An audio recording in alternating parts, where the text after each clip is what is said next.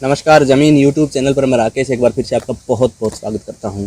कपास का मौसम है और इस समय कपास में विशेष देखभाल की ज़रूरत होती है, क्योंकि इस समय कपास का पौधा पूरी हाइट अपनी गेन कर चुका होता है और उसके फलने फूलने का भी समय होता है।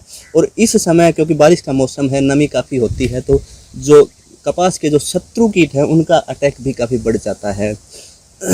तो इस समय कीट प्रबंधन कपास में बहुत ज़रूरी है। अगर हमें ज़्यादा फसल लेनी है तो हमें अच्छा इसका इस समय रख रखाव करना होगा, इसकी देखभाल करनी होगी, तभी हम ज़्यादा फसल ले पाएंगे। तो आज की वीडियो में हम कपास की फसल में कीट प्रबंधन पर बात करेंगे कि किस प्रकार हम अपनी फसल में कीटों को नियंत्रित कर सकते हैं। इसके साथ साथ हम वीडियो में बात करेंगे कि किस प्रकार से रासायनिक जो दवाएं हैं, रासायनिक कीटनाशक हैं या और दूसरे कीट प्रबंधन के तरीके हैं, उन्होंने काम करना कम कर दिया है, वो कम काम कर रहे हैं, उनकी लागत ज़्यादा आ रही है और उतना रिजल्ट किसान को नहीं मिल पा रहा है। इसके साथ साथ हम बात करेंगे किस प्रकार अच्छे कीट प्रबंधन से हम कम लागत से, कम रासायनिक दवाओं के प्रयोगों से अच्छी फसल या अच्छी पैदावार ले सकते हैं। इसके साथ साथ कुछ जैविक जो है फसल रक्षक नुस्खों पर भी बात करेंगे कि किस प्रकार हम जैविक फसल रक्षक नुस्खे जो है दवाइयाँ अपने घर पर तैयार करके और अपने खेतों में प्रयोग करके अच्छी पैदावार ले सकते हैं, जिससे हमारे जो रसायन हैं उनके प्रयोग से जो दुष्परिणाम होते हैं हमारी सेहत पर या हमारे वातावरण पर, उनको भी कम कर सकते हैं और साथ साथ हमारे खर्चे को भी कम कर सकते हैं। क्योंकि खर्चा अगर कम हो जाएगा तो प्रॉफिटेबिलिटी अपने आप बढ़ जाती है। तो वीडियो काफ़ी महत्वपूर्ण होने वाली है। वीडियो को अभी से कर दें लाइक और चैनल अभी तक अगर आपने सब्सक्राइब नहीं किया है तो सब्सक्राइब कर लें। तो सबसे पहले तो हमारा किसान के भाई क्या करता है, हमारी जो फसल में कब खाद प्रयोग करना है, कब रसायनों का प्रयोग करना है, कब उस पर स्प्रे करनी है, ये निर्णय वो स्वयं नहीं लेता है। वो लेता है या तो किसी पड़ोसी को देखकर या किसी दुकान वाले को, या जो दवाई बेच रहा है उसको, या जो दवाई बेचने वाली कंपनी के जो एमआर है, रिप्रेजेंटेटिव हैं जो उनके पास आते हैं, उनके कहने के अनुसार। तो सबसे पहले किसान को जो है अपनी फसल का डॉक्टर स्वयं बनना होगा, क्योंकि सबसे बड़ा जो वैज्ञानिक है कृषि क्षेत्र का वो किसान होता है। ये बात किसान को समझनी होगी। अपनी फसल के डॉक्टर स्वयं बने, अपनी फसल को खुद चेक करें कि उसमें किस चीज़ की अभी कमी है और किस चीज़ की अभी उसे ज़रूरत है, उसे स्प्रे की ज़रूरत है या नहीं है, उसे खाद की ज़रूरत है या नहीं है। ये किसान को स्वयं चेक करना आना सीखना होगा अगर वो अच्छा मुनाफा और अच्छी फसल लेना चाहता है। तो सबसे पहले ये बात ध्यान रखें कि अपनी फसल का डॉक्टर हमें स्वयं बनना है। हमें खुद चेक करना है कि फसल में अभी कीट किस लेवल पर हैं, वो नुकसानदेह लेवल पर हैं भी या नहीं है, ये बात आपको स्वयं चेक करनी होगी। दूसरी बात हम करेंगे कि रसायनों का प्रयोग क्यों हानिकारक है। क्योंकि रसायनों का प्रयोग हानिकारक है, हमारी सेहत पर बुरा असर डालते हैं, ये बात तो हमें अच्छी प्रकार से पता है। लेकिन उनके प्रयोग से रिजल्ट हमें किसान को क्यों नहीं मिल पा रहा है। हम आज रसायन का छिड़काव करते हैं, 10 दिन बाद कीट फिर से तैयार हो जाते हैं, 10 दिन बाद फिर दूसरी हमें दवाई दे दी जाती है, उसके 1 हफ्ते बाद फिर से वही कंडीशन हो जाती है। तो ऐसा क्यों हो रहा है? ऐसा इसलिए हो रहा है कि प्रकृति हर एक चीज़ का बैलेंस बनाकर चलती है, एक बैलेंस के साथ चलती है प्रकृति। और हम आज साइंस की उन्नति के साथ साथ उसको साइंस का सदुपयोग करने के बजाय उसका दुरुपयोग करना शुरू कर दिया है और हम उस प्रकृति के बैलेंस को ख़त्म कर रहे हैं। आपने देखा होगा आजकल रसायनों के प्रयोग से, अत्यधिक प्रयोग से जैसे सांप थे ख़त्म हो गए हैं, ये बहुत कम हो गए हैं। तो उससे क्या हुआ है कि प्रकृति का बैलेंस कम हो गया है, चूहे ज़्यादा होने लगे। हमें इस प्रकृति के बैलेंस को समझना होगा। बैलेंस सही है तो हमारी फसल को किसी चीज़ की ज़रूरत नहीं है। अब ये कपास की फसल में बैलेंस क्या है, क्योंकि हमारा जब पौधा तैयार होता है तो उस पर पहले जो है शाकाहारी कीड़े पैदा होते हैं, जिन्हें हम शत्रु कीट कहते हैं। शाकाहारी कीट होते हैं वो जो हमारी फसल को खाते हैं। जब शाकाहारी कीट पैदा होते हैं तो उसके साथ साथ मांसाहारी कीट भी पैदा होते हैं जो उन शाकाहारी कीटों को खाते हैं। यही प्रकृति का बैलेंस है। अगर ये बैलेंस सही है तो हमारी फसल में हमें किसी चीज़ की ज़रूरत नहीं होती है। शाकाहारी कीट फसल को खाने की कोशिश कर रहे हैं और जिन्हें हम मित्र कीट कहते हैं, मांसाहारी कीट कहते हैं, वो शाकाहारी कीटों को खा रहे हैं। उनका बैलेंस बना रहता है और हमें फसल ठीक ठाक मिल जाती है। लेकिन दिक्कत क्या होती है कि हमारे जो खेत में एक आध शाकाहारी कीट आया, हमारे पास जो दवाई विक्रेता आता है, जो भी आता है, हमारा पड़ोसी देख रहा है, ओहो कीट हो गए, अभी तो इसमें एक रसायन की स्प्रे लाके मार देते हैं। अब रासायनिक स्प्रे करने से क्या होता है, हम स्प्रे ऊपर से डाल रहे हैं तो स्प्रे जब यहाँ डलती है, यहाँ डल रही है, और जो कीट हैं, जो जिसमें हरा तेला, चेप्पा, थ्रिप्स, सफ़ेद मक्खी, जितने भी कीट हैं वो नीचे इसके नीचे बेस मिलता है। इसीलिए कपास की फसल में कीट ज़्यादा आ रहे हैं, क्योंकि इसका पत्ता चौड़ा है। इस चौड़े पत्ते के नीचे उनको एक पूरा प्लेटफार्म मिल जाता है, रहने के लिए स्थान मिल जाता है, घर मिल जाता है, वहाँ वो आसानी से पल बढ़ सकते हैं। तो वहाँ यहाँ पे पल बढ़ रहे हैं, हमने यहाँ स्प्रे किया, तो स्प्रे करने से क्या होगा कि स्प्रे का जब वो दवाई यहाँ से यहाँ तक पहुँचेगी तो उसकी कंसंट्रेशन कम हो जाएगी, और वो जो कीट नीचे था वो मरेगा तो नहीं, लेकिन रजिस्टिव हो जाएगा। रजिस्टिव का मतलब उस दवाई को उसमें सहन करने की ताकत आ जाएगी। जब उस दवाई को सहन करने की ताकत आ गई उसमें, तो वो मरेगा नहीं। साथ साथ हमने स्प्रे किया था तो यहाँ जो मित्र कीट हमारे घूम रहे थे, जो मकड़ियाँ थी या जो उन कीटों खाने वाले जो मांसाहारी कीट थे वो घूम रहे थे, उन पर भी वो स्प्रे का असर हुआ और वो कीट खत्म हो गए।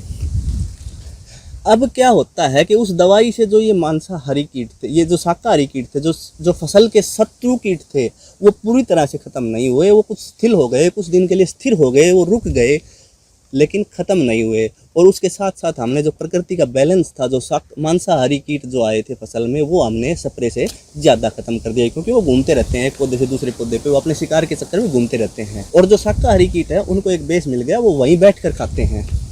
तो वो जो घूम रहे थे उन पर दवाई का असर डायरेक्ट होता है, इन पर पत्तों के थ्रू होता है, डायरेक्ट इतना नहीं हो पाता है। इसीलिए दवाई कम असर कर रही है। एक हफ्ते बाद वो फलों में आ जाते हैं, जो फसल के शत्रु कीट हैं वो पूरे फलों में आ जाते हैं। मांसाहारी कीट को पैदा होने में थोड़ा समय लगता है, और हमारा पैसा तो वेस्ट गया ही, साथ साथ जो फसल के शत्रु कीट थे वो दुगनी स्ट्रेंथ से अटैक करते हैं और हमारी फसल चौपट हो जाती है। जो हमारे जो रसायन हैं, जो रासायनिक दवाएं हैं, वो हमारी जो बैलेंस है, प्रकृति ने जो बैलेंस बनाया है उसको बिगाड़ रहे हैं। उससे हमें कोई फ़ायदा नहीं हो रहा है। रसायनों का प्रयोग करना है तो बहुत सावधानी से और बहुत देखभाल से करना होगा। और एक स्प्रे करते टाइम विशेष रूप से ध्यान रखें कि किस प्रकार से हमें स्प्रे करें, किस समय स्प्रे करें कि ज़्यादा से ज़्यादा जो है हमारे जो शत्रु कीट हैं वो मर पाएँ। एक अच्छा कीट प्रबंधन क्या है? तो अच्छा कीट प्रबंधन ये है कि हमें स्वयं जाँच करनी होगी कि हमारी फसल में जो शत्रु कीट हैं वो फसल को नुकसान पहुंचाने वाले लेवल तक हैं भी या नहीं हैं। प्रति पत्ता हमें 20 कीट मिलते हैं या अलग अलग कीट के लिए वो अलग अलग लेवल होता है, वो हमें चेक करना होगा अपनी फसल में स्वयं जाकर। तब ही हम ये जांच पाएंगे कि वो लेवल जो शत्रु कीट हैं उन्होंने वो लेवल अचीव किया है या नहीं किया है। अगर उस लेवल तक नहीं पहुँचे हैं तो हमें फसल में रसायनों के प्रयोग की, स्प्रे की कोई ज़रूरत नहीं है। अब अगर हमें लगता है कि हम उस लेवल से ऊपर है, हमारी फसल में कीट ज़्यादा हैं, तो हम रसायनों का प्रयोग कर सकते हैं, करना चाहिए या नहीं करना चाहिए, वो आपके विवेक पर आधारित है। यहाँ मैं आपको एक दो नुस्खे बता रहा हूँ किस प्रकार से हम जो है जैविक जो है फसल रक्षक नुस्खे प्रयोग करके भी अपनी फसल को बचा सकते हैं। तो इसके लिए आपको पहले नुस्खे में लेना है 1 लीटर नीम का तेल। नीम का तेल आपको किसी दुकान में 1500 ppm से 3000 ppm तक मिलता है। वो 1 लीटर नीम का तेल लेना है। 2 लीटर लेना है गौमूत्र, देसी गाय का गौमूत्र हो 2 लीटर। 1 किलो आपको लेना है NPK। NPK भी आपको मेरे ख्याल से साथी किसान मित्र हैं वो अच्छी भली भांति प्रकार से जानते हैं कि NPK क्या होता है, और आपको किसी भी दवाई की दुकान से मिल जाएगा। वो NPK आपको लेना है 05234 नंबर। NPK का नंबर आता है आपको कोई 19 नंबर आता है या 0050 नंबर आता है, आपको लेना है 05234 05234 ये NPK लेना है। तो उसके साथ 100 ग्राम लेना है चिलेटेड जिंक, ये भी आपको स्प्रे की दुकान पे मिल जाएगा। इसके अलावा आपको लेना है 1 किलो यूरिया जो हम खेतों में प्रयोग करते हैं वो 1 किलो यूरिया। इन सभी को मिलाकर 1 लीटर जो है नीम का तेल, 2 लीटर गौमूत्र, NPK, जिंक, यूरिया, इन सभी को मिलाकर और 150 से 170 लीटर पानी में जो है एक घोल तैयार करना है और उसको स्प्रे करना है। स्प्रे इस प्रकार से करना है कि पौधा ऊपर से नीचे तक सारा भीग जाए। ऊपर से इस प्रकार नहीं करना है, पौधे को ऊपर से नीचे तक भिगो देना है। अगर आपके किले में आपको जो है उस पानी आपको ऐसा लग रहा है कि पर्याप्त नहीं है, तो पानी के साथ साथ दवाई की मात्रा बढ़ाएं। पानी ज़्यादा बढ़ाने से दवाई की कंसंट्रेशन कम होती है और उसकी जो है वर्किंग पावर कम हो जाती है। तो ये नुस्खा आप प्रयोग कर सकते हैं। हमारा जो दूसरा प्रयोग है उसमें हमें लेना है, तो हमें 5 चीज़ें लेनी है: लाल मिर्च, लहसुन, आक, धतूरा, भांग।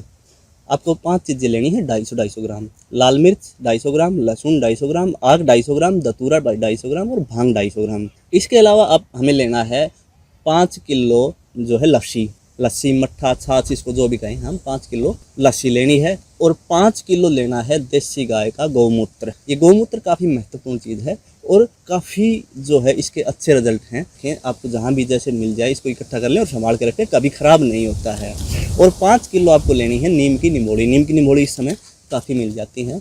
तो इन सभी को कूटकर मिक्स करके एक मटके में डालकर और उसको गिल्ले सूती कपड़े से ढककर छांव में रख दें और 5 से 7 दिन बाद ये हमारा जो घोल है ये तैयार हो जाएगा। अगर आपके पास समय है तो ज़्यादा दिन भी रख सकते हैं, नहीं तो 5 से 7 दिन बाद ये तैयार हो जाएगा। इसको किसी कपड़े में से छान लें और इसका 1 लीटर 15 लीटर पानी में मिलाकर छिड़काव करना है। इसको उसी प्रकार से अच्छे पौधे को ऊपर से नीचे तक भिगो दें ताकि कोई पत्ता सूखा ना रहे। ये भी काफ़ी अच्छा प्रयोग है। और कीटों पे ये दोनों ही जो प्रयोग मैंने बताए हैं ये कीटों को प्रभावी रूप से नियंत्रित करते हैं और साथ साथ फसल को पोषण प्रदान करते हैं, जिससे उसकी अच्छी ग्रोथ होती है और उसका फलाव अच्छा होता है, उसमें टिंडे अच्छे आते हैं और हमें जो है बेहतर एक पैदावार मिल पाती है। अब आपके दिमाग में एक शंका होगी कि जब हमारे रसायन काम नहीं कर रहे थे तो ये जो आपने जो जैविक नुस्खे बताए हैं ये किस प्रकार काम करेंगे। तो रसायनों में और इसके काम करने के तरीके में थोड़ा सा डिफरेंस है, थोड़ा सा अलगाव है। रसायन क्या कर रहे हैं, वो हमारे मित्र कीटों को मार रहे हैं, शत्रु कीटों को मार रहे हैं। शत्रु कीट फिर भी बच नहीं करते हैं, मित्र कीटों को ज़्यादा मार रहे हैं। और ये जो जैविक नुस्खे हैं ये क्या होता है कि हमारी फसल पर डले, एक तो फसल को पोषण मिला तो वो अपने आप ग्रो करेगी, ज़्यादा ग्रो करेगी। दूसरा, उस फसल का स्वाद ये उस कीट को खाने लायक नहीं छोड़ते, उसका स्वाद बिगड़ जाता है। स्वाद बिगड़ने से क्या होगा कि जो हमारा मित्र कीट है वो तो बचा रह गया और जो शत्रु कीट है उसको खाने को नहीं मिल रहा, वो स्थिल पड़ गया, तो मित्र कीट उस शत्रु कीट को खा जाएंगे। तो जो प्रकृति का बैलेंस है इसको ध्यान में रखते हुए और ये जो जैविक नुस्खे हैं ये काफ़ी अच्छा काम कर जाते हैं और मैं 2-3 साल से स्वयं प्रयोग कर रहा हूँ तो काफ़ी अच्छा इनमें रिजल्ट मिल रहा है। ये पोषण भी दे रहे हैं और कीट नियंत्रण भी कर रहे हैं और साथ साथ जो जंगली जानवर हैं वो भी हमारे खेत में कम आ रहे हैं, क्योंकि इनका जो है स्मेल इतनी वो होती है कि जंगली जानवर भी कम आ रहे हैं, उनका नुकसान भी कम हो रहा है।